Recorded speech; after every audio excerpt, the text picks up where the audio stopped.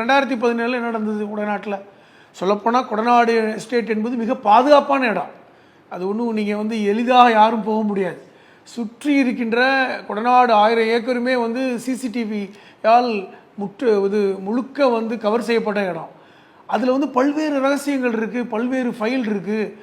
அன்றைய அமைச்சர்களை பற்றி பல்வேறு ரகசியங்கள் அங்கே வைக்கப்பட்டிருக்கு. ஏன்னா இப்போ ஜெயலலிதா அவர்கள் முதலமைச்சராக இருந்தபோது பல்வேறு அமைச்சர்களை கொடநாட்டுக்கு வர சொல்லி விசாரணை செய்வது, அவர்களை பற்றி இல்லீகலை பற்றி பேசுவது, அவர்களை பற்றி வருகின்ற சர்ச்சைகளுக்கு பதில் கேட்பது, லெஃப்ட் அண்ட் ரைட் வாங்குவதெல்லாம் அங்கே தான் நடக்கும். ஏன்னா வருடத்தில் சில மாதங்கள் ஜெயலலிதா கொடநாட்டில் தான் இருந்தார். அது கடந்த கால வரலாறு.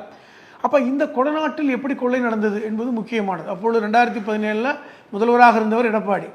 அந்த காலகட்டத்தில் சசிகலா ஜெயிலுக்கு போயிட்டார். இப்போ அங்கே இருக்கின்ற ஓம் பகதூர் என்கிற ஒரு காவலாளி கொல்லப்பட்ட நிகழ்வு அங்கே தான் நடந்தது. அது மட்டும் இல்லை, அது தொடர்பான சர்ச்சைகள், கான்ஸ்பிரசி ரொம்ப முக்கியம். இப்போ ஜெயலலிதாவிடம் கார் டிரைவராக இருந்த கனகராஜுடைய மரணம் அதெல்லாம் ரொம்ப முக்கியமானது. இப்போ கனகராஜ் அது ஒரு விபத்தாக சொன்னாங்க. அதை விட முக்கியம், அந்த சிசிடிவி கேமராவை முழுக்க கண்ட்ரோல் செய்த தினேஷ் என்கிற டெக்னீஷியன் அவருடைய தற்கொலை. இப்படி 5 பேருக்கு மேற்பட்டவர்களுடைய மரணம் இருக்குது பார்த்தீங்களா? அது மிகப்பெரிய சர்ச்சையாக இன்னும் இருக்குது.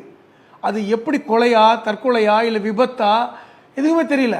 ஆனால் இன்றைக்கி வரைக்கும் 12 பேர் மேலே கேஸ் போடப்பட்டு அது விசாரணை போய்கிட்டே இருக்குது. இப்போ இதுவுமே எதை நோக்கி நகருது?